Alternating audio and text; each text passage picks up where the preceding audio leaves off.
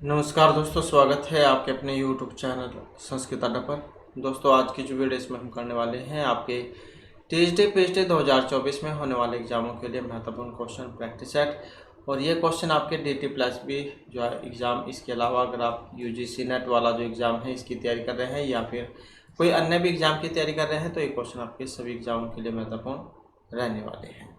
और अगर आप हमारी इनसे पहले वाली वीडियो को अगर आप देखना चाहते हैं, सभी के सभी आपको हमारे चैनल की प्लेलिस्ट में मिल जाएंगे। तो जिसमें हमारा जो यहाँ पर पहला जो क्वेश्चन है, आधो अंकितेषु नागेश भट्टस्य ग्रंथ न अस्ति। तो ये जो नागेश भट्ट जो यहाँ पर इनके ग्रंथ इनमें नहीं है। प्रदीप उद्योत है माधवीय धातुवृत्ति ही बृहत शब्द इंदुशेखर या लघु शब्द इंदुशेखर है। तो इनकी एक रचना नहीं है और कौन से वाली है, और जो यहाँ पर ऑप्शन सी में दी गई है। तो ये जो माधवीय धातुवृत्ति जो है यही जो इनकी नहीं है। तो फिर इसका मतलब जो यहाँ पर ये प्रदीप उद्योत है और ये जो बृहत शब्द इंदुशेखर हैं, लघु शब्द इंदुशेखर हैं, ये सारी तीनों फिर इनकी रचना हो जाती है। तो ये जो फिर यहाँ पर जो माधवीय धातुवृत्ति जो दी गई है फिर ये इनकी नहीं है तो किन की है। तो ये जो सायणाचार्य जो है इनकी मानी गई है। तो किन क्या है, सायण जो है इनकी है, सायणाचार्य की। सायणाचार्य जो इन्होंने अपने जो भाष्य इनको माधवीय वेद प्रकाश के नाम से अभिहित किया है और श्लोक के माध्यम से एक बताया भी है इन्होंने। तेन मायण पुत्रेण सायणेन मनीषेण आख्या माधवीय इयम धातुवृत्ति रुच्यते। तो नागेश भट्ट की जो रचनाएं हैं इसमें इसके अलावा अगर हम बात करें, ये तो दी गई है तीन यहाँ पर। तो नागेश भट्ट के अन्य रचनाओं की अगर हम बात करें तो इसमें परिभाषा इंदुशेखर, व्याकरण सिद्धांत मंजूषा, लघु मंजूषा और परम लघु मंजूषा, तो ये भी जो है इन्हीं की रचना है। तो इतना आप याद रखिएगा। इसके बाद फिर जो यहाँ पर हमारा जो अगला क्वेश्चन आ जाता है, वेदांत सारे चतुर्विध स्थूल शरीरेषु द्वे इमे स्तः। स्तः है कोट वाला क्वेश्चन है, इसका मतलब दो यहाँ पर आंसर जो आपने देने हैं। अब वेदांत सार जो है ये जो सदानंद जैन के द्वारा रचित है वेदांत सार, इसमें 4 प्रकार के जो स्थूल शरीर हैं इनमें से 2 बताने हैं आपने, कायजम, अंडज, जरायुज या तोयजम। अब यहाँ पर अगर हम बात करें तो वेदांत सार जो है उसके अनुसार 4 प्रकार के जो स्थूल शरीरों की जो बात हुई है, इसमें जरायुज, अंडज, स्वेदज और उद्भिज, ये 4 होते हैं। 2 तो यहीं पर दिए गए हैं, अंडज और जरायुज। तो जरायुज, अंडज, स्वेदज और उद्भिज, ये 4 जो है होते हैं। जरायुज क्या है? जरायुज है जैसे जरायु से उत्पन्न होने वाले, जिसमें मनुष्य, पशु जो ये आ जाते हैं। कहने का मतलब है मनुष्य आदि जो या पशु जानवर हैं तो इनसे उत्पन्न होने वाले ये आ जाएंगे जरायुज। एक होता है अंडज, जिनका जन्म अंडे के माध्यम से होता है। जैसे कुछ पक्षी भी हैं अंडे देते हैं, सांप हो गया। तो इस प्रकार के जो जीव है जो अंडे देते हैं, जिनके जन्म अंडों से होता है। तीसरा जो है यहाँ पर स्वेदज है। स्वेद किसको कह देते हैं? पसीने को कह देते हैं। तो इसका मतलब है जिनका जो उत्पन्न जो है वो पसीने से होते हैं। ये जो जुआ लिखा जो होती है, मच्छर, ये सारे पसीना जो होता है इससे उत्पन्न होते हैं। और एक होता है उद्भिज। उद्भिज जैसे ये पेड़ पौधे जो होते हैं, ये जमीन में इनका बीज लगाया जाता है तब ये उत्पन्न होते हैं। तो इसका मतलब है ये जो पृथ्वी से उत्पन्न होने वाले होते हैं उद्भिज, उनको कहा जाता है। तो इस प्रकार से 4 होते हैं। तो 2 तो यहीं पर इसमें दिए गए हैं, बी और सी में, बी और सी में। तो इस प्रकार से जो इसका यहाँ पर सी आंसर हो जाएगा। इसके बाद जो अगला क्वेश्चन आ जाता है यहाँ पर, अधस्तनेषु कार्यद्वय संबंध है। तो 2 जो है 2 का संबंध आपने यहाँ पर बताना है। इनमें से किन 2 का संबंध है? पतंजलि महाभाष्यकार कालिदास हैं, सबर स्वामी या गौनवर्दी है। अब 2 है यहाँ पर, 2 का संबंध किस प्रकार से है? अब जो इसमें जो माना गया है ऑप्शन ए को माना गया है। एक तो जो पतंजलि जो महाभाष्य के रचयिता है, योग शास्त्र के लिए जाना जाता है जिनको, और जो ऑप्शन सी में है गौनवर्दी है। तो इन दोनों का संबंध है। पतंजलि जैसे कि हमने बात ही की महाभाष्य के लिए जान जाते हैं, और इनका जो निवास है वो गोनर्द नाम ग्राम में हुआ था, तो इसी कारण से इनका संबंध है गोनर्दिया, तो इनका निवास गोनर्द नामक ग्राम है। और पतंजलि जो है इनको अन्य नामों से भी जाना जाता है, एक तो यही वाला हो गया क्योंकि कई बार जो है आपने आस पड़ोस में सुना भी होगा, व्यक्ति को उसके गांव के नाम से भी जाना जाता है, या उसका गोत्र हो गया, कास्ट हो गई, तो इस प्रकार भी जो व्यक्ति को कह देते हैं। तो ये गोनर्दिया के नाम से जान जाते हैं। इसके अलावा गौणी का पुत्र के नाम से जाना जाता है, गौणी का पुत्र, ये वाला गौणी का पुत्र, नागनाथ, अहिपति, चूर्णिका, ये वाला चूर्णिका, तो इस प्रकार से इनको ये नाम भी हैं, गोनर्दिया, गौणी का पुत्र, नागनाथ, अहिपति और चूर्णिका, तो इन नामों से भी इनको जाना जाता है, इसी कारण से दोनों मैच है। इसके बाद जो हमारा क्वेश्चन है, मनुमते शंभु भगवान व्यक्त है किमिदम व्यंजन प्रादुरासीत, अज्ञानम इदम, जगत इदम, तमम इदम या ज्ञानम इदम। तो जो मनु है इनके अनुसार यहाँ पर पूछा गया है, और यहाँ पर भी जो एक जो श्लोक है इसके माध्यम से इन्होंने बताया था, ततः शंभु भगवान व्यक्तो व्यंजनम इदम महाभूतादि वृत्त औजा प्रादुरासीत मान उदय,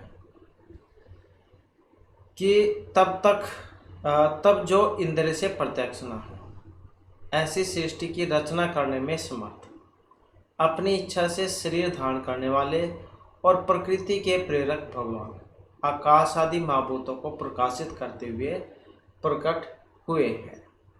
तो यहाँ पर जो है जो ऑप्शन बी में है इसको माना गया है, जगत इदम।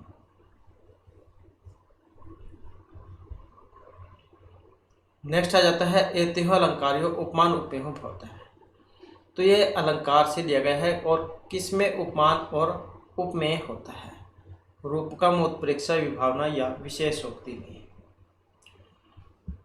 तो यहाँ पर इनमें देखें तो जो ऑप्शन बी है जिसमें रूपक और उत्प्रेक्षा इन दोनों में उपमान उपमेय संबंध होता है। रूपक तद्रूप का मैं या उपमान उपमेय हूँ, आपने पढ़ा भी होगा, वेरी वेरी इंपॉर्टेंट है।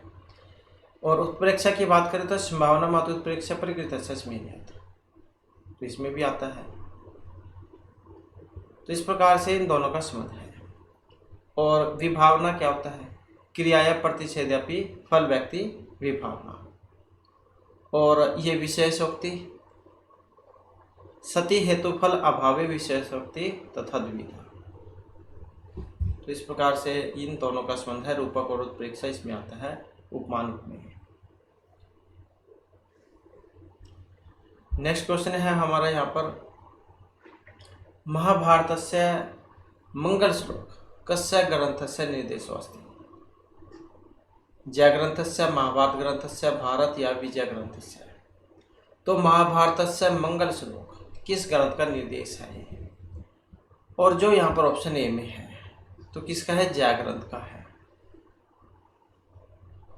महाभारत का जो सबसे पहले नाम था वो जय ही था, जय नाम से जाना जाता था इसको, क्योंकि इसमें जो श्लोक है उनकी संख्या कम थी। फिर ये जय हुआ, फिर भारत हुआ, फिर जब इसमें 1,00,000 श्लोक हो गए फिर ये महाभारत बन गया। सबसे पहले 8800 श्लोक थे इसमें जय में, फिर भारत में 24 हुए, फिर ये 1,00,000 हुए। नेक्स्ट क्वेश्चन है हमारा यहाँ पर, यौवन आरंभे च प्रायः शास्त्रजल प्रक्षालम निर्मला अपि कालुष्यम उपयाति बुद्धि इति केन उपदिष्टम। या फिर कई बार ये पंक्ति भी आ जाती है, जैसे लाइन आई है यहाँ पर गद्यांश के अंदर से है, कहाँ से ली गई है, तो वैसे नहीं पता लगता है, ऑप्शन पर आप नज़र मार लें क्योंकि यहाँ से आपका आंसर बन जाएगा। तो कादम्बरी में से है जो महर्षि वाल्मीकि द्वारा रचित है। और उस समय की बातें आई जब भी उनको उपदेश दिया जाता है मंत्री के द्वारा। तो यहाँ पर केन उपदिष्टम, तो सुखनाश जो है इनके द्वारा उपदेश दिया जाता है। तो युवावस्था के आरंभ में शास्त्र जल के प्रक्षालन के बाद भी बुद्धि जो है वो कलुषितों को प्राप्त करती है। सुखनाश उपदेश क्या है, कादम्बरी का ही अंश है। और कादम्बरी की जो रचिता है कौन है, महर्षि भाट। 2 भागों में बटी हुई है, पूर्वार्ध और उत्तरार्ध में, क्योंकि बीच में इनकी मृत्यु हो जाती है। फिर अधूरी जो पुस्तक है उसको इनके पुत्र पूरा करते हैं। तो चंद्रपीड़ के राज्याभिषेक के अवसर पर तारपीड़ का मंत्री सुखनाश चंद्रपीड़ को उपदेश देता है कि जिस प्रकार जल के कारण कसैला पदार्थ मीठा स्वाद देता है, उसी प्रकार से युवा अवस्था के कारण विषय में अनुरक्ति मधुर प्रतीत होती है। सुखनाश ने चंद्रपीड़ के लिए तात शब्द का प्रयोग किया था, तो ये आपको पता होना चाहिए। और सुखनाश के अनुसार युवा अवस्था के प्रारंभ सुखनाश जो है इसके अनुसार युवा अवस्था के प्रभाव से उत्पन्न अंधकार सूर्य से भेदा नहीं जा सकता तथा मणियों एवं दीपक के प्रकाश से दूर नहीं किया जा सकता। लक्ष्मी से उत्पन्न जो मद है वह दारुण होता है और वृद्ध अवस्था में भी वो शांत नहीं होता।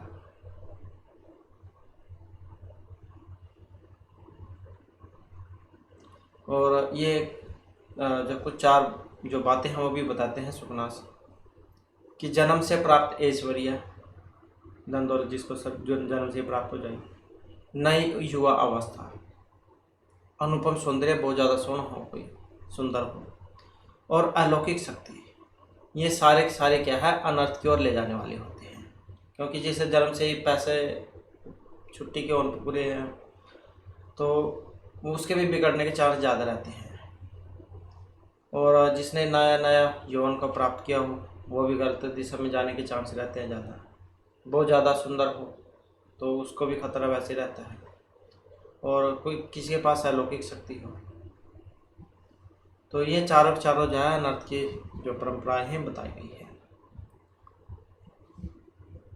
इसके बाद जो हमारा यहाँ पर क्वेश्चन आ जाता है कौटिल्य मते लुब्ध वर्गस्य कैद्वे लक्षणे। तो 2 की बात हुई है, कोट वाला क्वेश्चन है जिसमें मान काम है, व्यसनी आत्म संभाविता या आत्महित व्यवहार है। तो कौटिल्य जो है इनके अनुसार, कौटिल्य ने अर्थशास्त्र लिखा था तो इनके अनुसार पूछा गया है यहाँ पर। और इसमें जो है यहाँ पर ऑप्शन जो डी है सी और डी इसका माना गया था, जिसमें व्यसनी आ जाता है और अत्यहित व्यवहार ये आ जाते हैं। तो इसमें बताया गया था कि जिसका सब धन वैभव नष्ट हो गया हो, जो काय व्यसनी और अपव्ययी हो, तो वो होता है लुब्ध वर्ग, मतलब गरीब वर्ग कह सकते हैं आप एक तरीके से।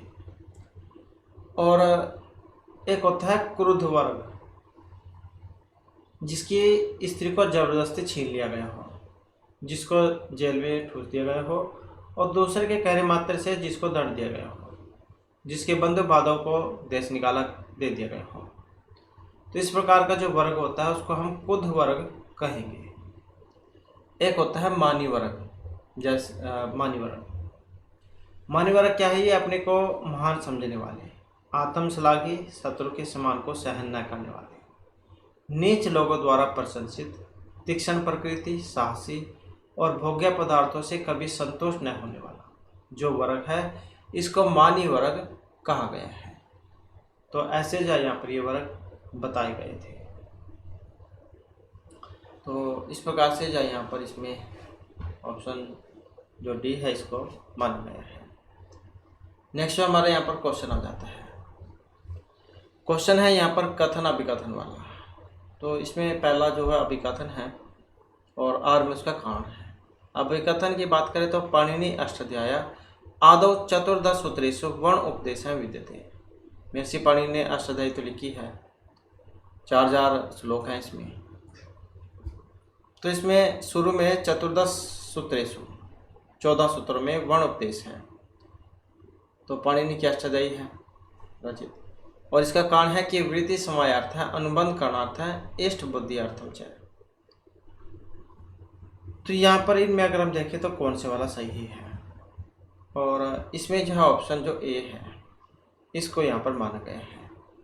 इसमें क्या है, ए अभिकथनम तथा अरीतिकाणम उभय सत्यम, कि यहाँ पर दोनों ही जो बातें हैं ये सही है, क्योंकि महर्षि पाणिनि ने अष्टध्यायी भी लिखी थी, 4020 सूत्र हैं, और तो दोनों ही ठीक है ये।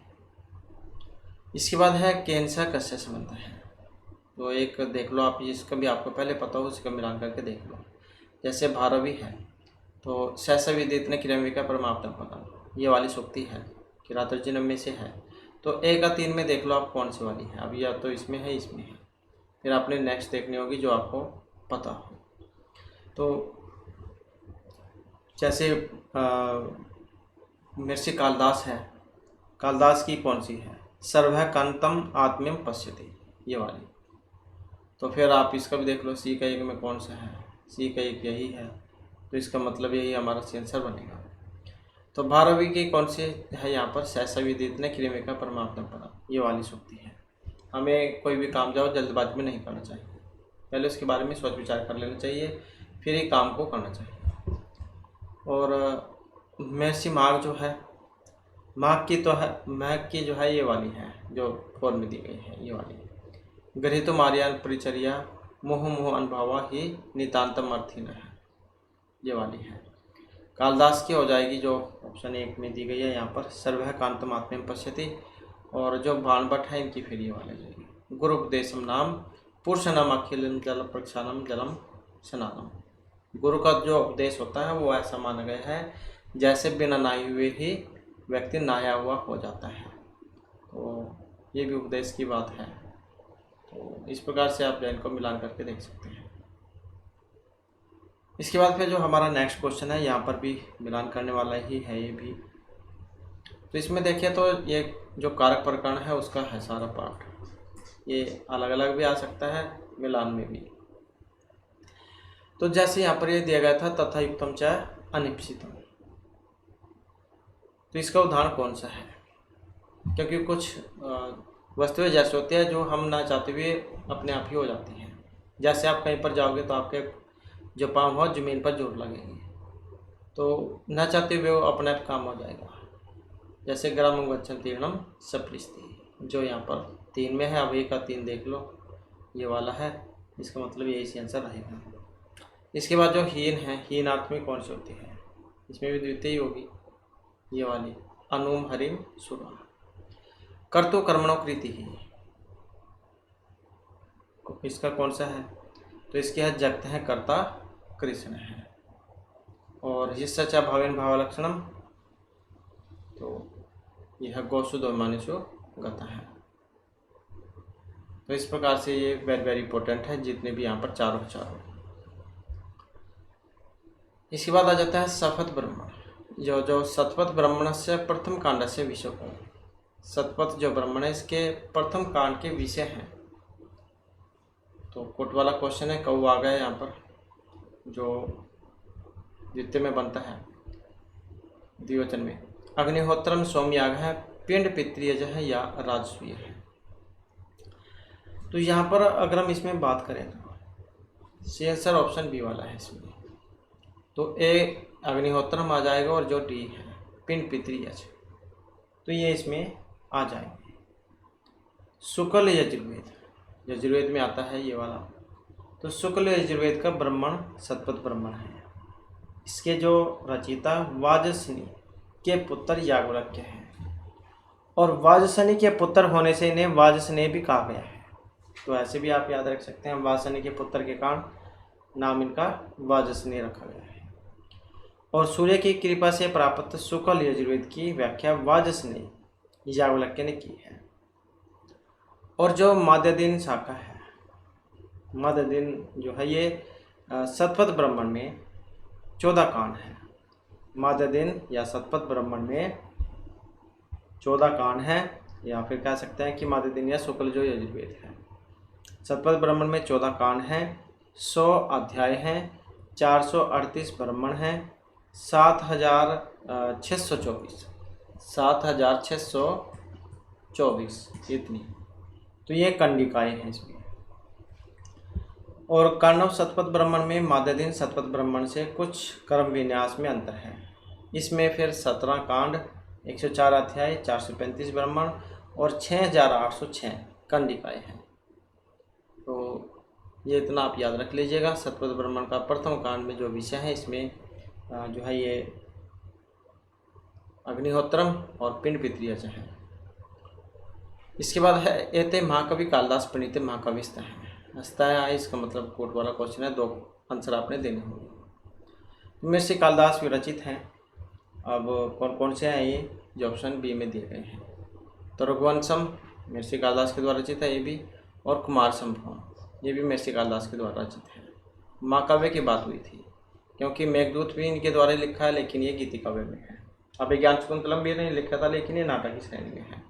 तो महाकाव्य में 2 हैं, लघुत्रयी में आ जाते हैं। इसी कारण से जो है सी आंसर हमारा यहाँ पर रहेगा। तो यहाँ पर जो ये रघुवंश महाकाव्य जो है महर्षि कालिदास के द्वारा रचित तो है ही, 19 सर्ग हैं इसमें और वीर रस है। वैदर्भी रीति का इसमें प्रयोग हुआ है। और इसके अलावा जो राजा दिलीप जो है, इनके बारे में है इसमें सबसे पहले और सबसे लास्ट के जो है इसमें पूछ जाते हैं। जैसे 31 राजा हुए थे, तो अग्निवर्ण इसमें सबसे लास्ट के हैं। कहीं कहीं पर हो सकता है आपको 29 भी देखने को मिल जाए, क्योंकि अलग अलग बुक में कहीं पर 29 देखने को मिलता है, कहीं पर 31 राजा जो हुए हैं इनके बारे में वर्णन देखने को मिलता है। और जो कुमार संभव है, इसमें कुमार कार्तिकेय जो है इनकी जन्म उत्पत्ति, तारकासुर का वध जो दिखाया गया है।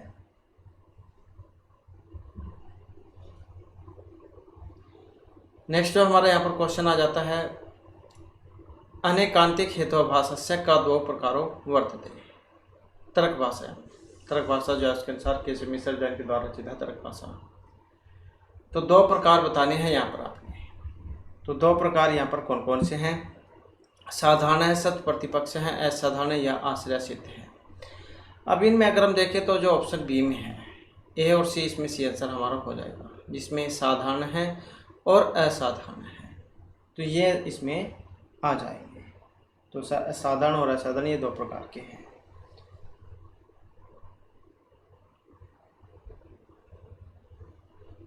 इसके बाद जो क्वेश्चन है हमारा, उचितम प्राहु आचार्य सदृशम किल्यस्य ततिति वचनम वर्तते। आनंदवर्धनस्य, क्षेमेंद्रस्य, भामस्य या आचार्य विश्वनाथस्य। तो यहाँ पर जो इसमें जो वचन है जो ऑप्शन बी में है, था जो आचार्य क्षेमेंद्र है। आचार्य क्षेमेंद्र जैन को औचित्य संप्रदाय के लिए जाना जाता है। इन्होंने औचित्य को काव्य का जीवित तत्व कहा है,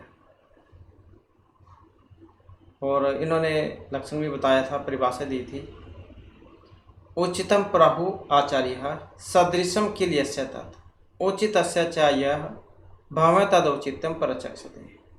तो औचित्य विचार चर्चा में आया है कि जो वस्तु जिसके अनुरूप होती है उसे उचित कहते हैं, और उचित का जो भाव है वह औचित्य कहलाता है, और यह औचित्य ही रस का जीवित भूत है, उसका प्राण है और काव्य में चमत्कारी तत्व है।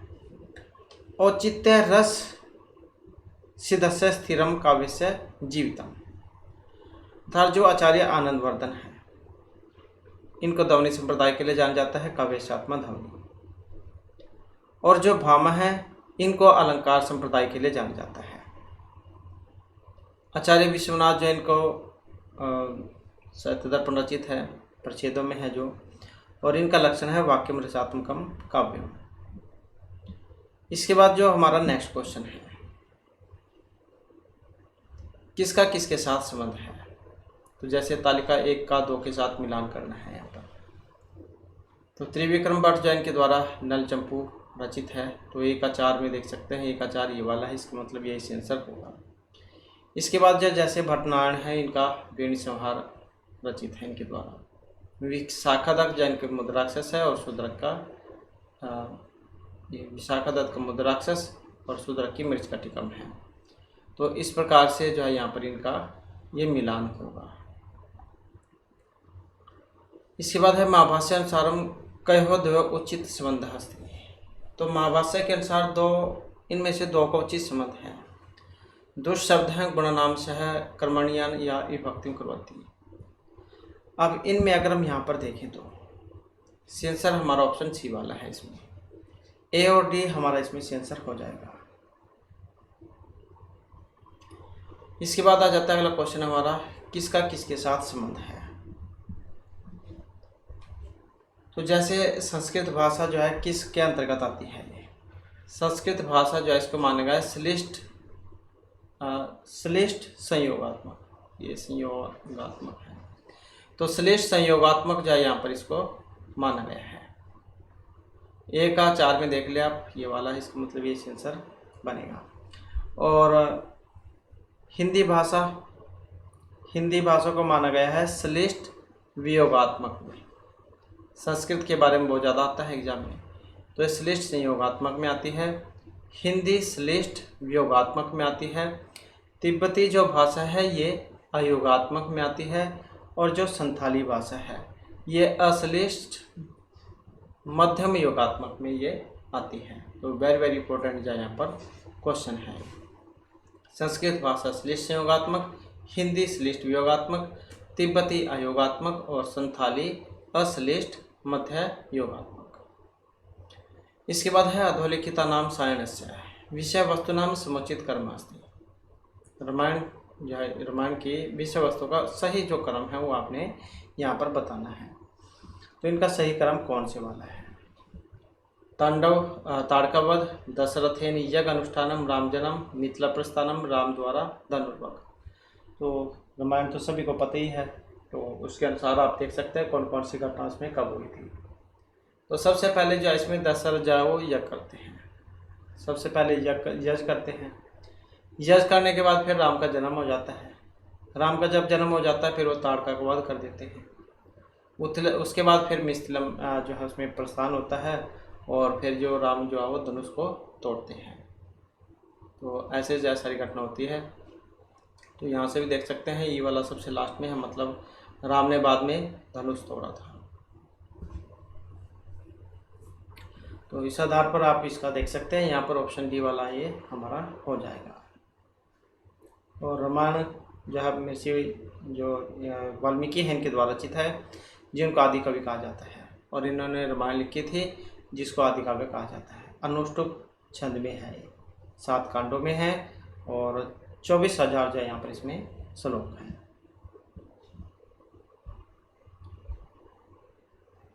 इसके बाद जो हमारा क्वेश्चन है, संस्कृत व्याकरण अनुसार भवति इत्यस्य का संज्ञा भवति।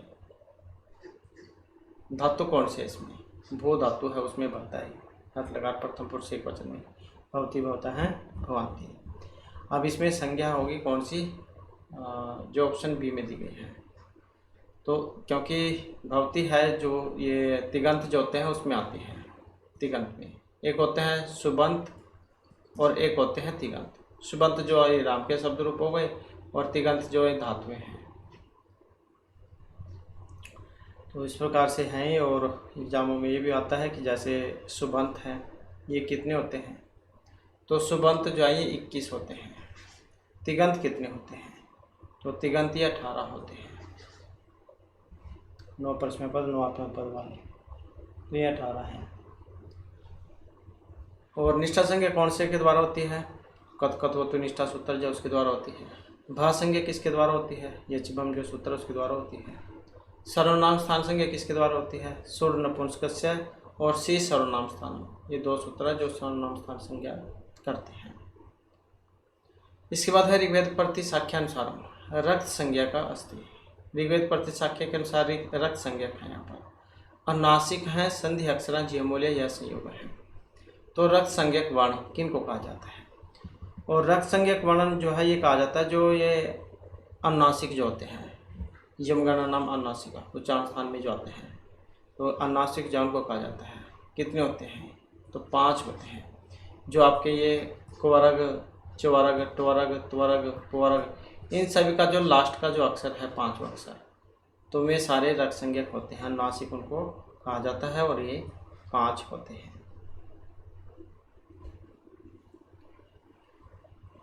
इसके बाद जो हमारा यहाँ पर आ जाता है नेक्स्ट क्वेश्चन,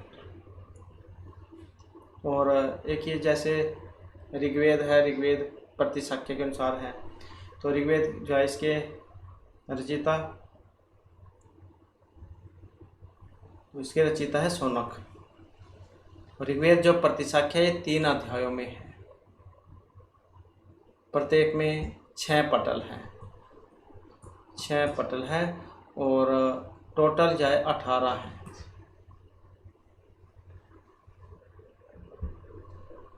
इसके बाद है कैसा कैसे संबंध है, किसका किसके साथ संबंध है। तो यहाँ पर भी वैसे ही जिसका पहले पता हो उसी का आप मिलान करके देख लें एक बार।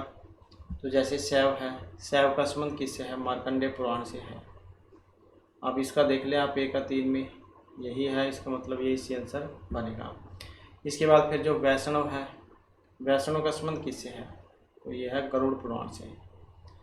ब्रह्म इसका संबंध ये पद्म पुराण से है, और अग्नेय का जो संबंध है ये अग्नि पुराण से है। अग्नेय अग्नि ऐसे भी देख सकते हैं, डी का 1 में कौन सा है, यही है। अग्नेय अग्नि दोनों एक जैसे हैं। तो इस प्रकार से आप चारों में से किसी पर भी जो नज़र मार के देख लें, तो अगर आपको नहीं आता हो। इसके बाद है अस्मिन् श्लोके अलंकार छंदस्य स्थिति यम वर्तते श्रीः पूर्णमतिपस्य पाली प्रजासुवृत्तिं यमिक्तम् वेदितुं सवर्णलिंगी विदिता समायो युधिष्ठिरं द्वैतवने वनेचर है। तो युधिष्ठिर द्वैतवन से आप समझ गए होंगे, जो किरातार्जुनीयम जो है उसमें से यहाँ पर ये लिया गया है। और अब इसमें अलंकार आए हैं, ये उपमा वृत्यन प्रास प्रशंस्त या मालिनी छंद। तो कौन सा छंद या फिर जो अलंकार है, क्योंकि कोट वाला क्वेश्चन है, 2-2 इसमें आंसर हो जाते हैं। तो इसकी बात करें तो इसमें जो ऑप्शन सी को माना गया था, जिसमें बी वृत्यन प्रास अलंकार और इसके साथ जो वसंस छंद है, जैतव तो वसंस्तम मुद्रितम जरो, तो ये इनका लक्षण है। इस प्रकार से जाए यहाँ पर इसमें ये हो जाएगा। इसके बाद आ जाता है अगला क्वेश्चन हमारा, अधोंकितेषु भाषा विज्ञान अनुसार अर्धस्वर हस्ता है। तो यहाँ पर अर्धस्वर है। अब अर्धस्वर कौन से हैं, अ, ड, य या फिर वा। अब अर्धस्वर जो है कौन कौन से हैं, वोट वाला क्वेश्चन है, यहाँ पर भी है। तो इसमें जो ऑप्शन जो सी है, बी और डी, ये हो जाएंगे। जो आपके अंतस्थ वर्ण जो होते हैं यार अलावा, तो इसमें यह वा जो है ये अंतस्थ वर्ण के अंतर्गत आते हैं। नेक्स्ट जो हमारे यहाँ पर क्वेश्चन है, अधोंकितेषु कहे द्वयोः संबंधः अस्ति। 2 का संबंध है, यहाँ पर भी कोट वाले क्वेश्चन है। बभू निर्विषय भावकर्मणाय संप्रभुव्य स्थः। तो किन 2 का संबंध है। अब 2 के संबंध की बात करें तो जो ऑप्शन सी में है, यहाँ पर ए बभू बना भू धातु में ही है, ये भी लिट लकार जो है उसमें बनता है, और जो डी है भावकर्म में, तो इन दोनों का संबंध है। तो भाव और कर्म में वे लकार के स्थान पर आत्मनेपद होता है। भाववाच्य और कर्मवाच्य में परस्मय पद का नितांत अभाव होता है। धातु चाहे ये परस्मय पद की हो या आत्मनेपद की, या फिर उभय पद ही क्यों ना हो, भाववाच्य और कर्मवाच्य में आत्मनेपद का ही प्रयोग होगा, परस्मय पद का नहीं। तो इन दोनों का जो है यहाँ पर संबंध है, ए और डी का। तो इस प्रकार से जो हमारे आज की क्लास में महत्वपूर्ण क्वेश्चन थे। नेक्स्ट वीडियो होगी, फिर इससे आगे के जो महत्वपूर्ण क्वेश्चन है उनको हम कंप्लीट करेंगे। और हमारे साथ अंत बनाने के लिए धन्यवाद।